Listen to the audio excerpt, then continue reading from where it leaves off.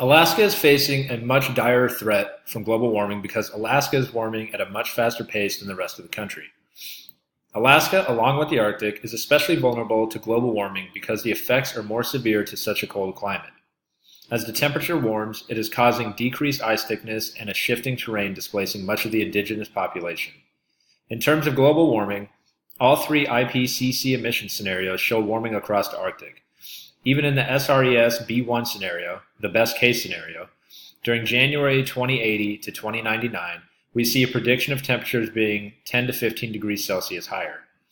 This warming is expected to cause serious economic problems both for the indigenous Alaskans as well as those that live in the bigger cities like Fairbanks and Anchorage. With the economy of Alaska being very dependent on the environment, they are very susceptible to changes.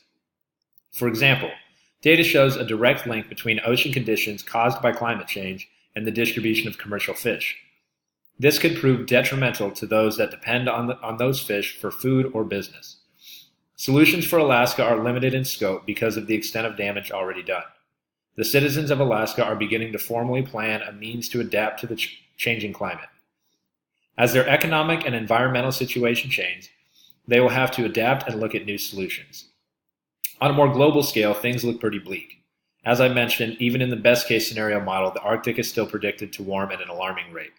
The Paris Climate Agreement had us on a good track, but with the US pulling out of it recently, it leaves the future questionable and murky. As a global community, we need to work together if we expect any real changes to be made for our planet.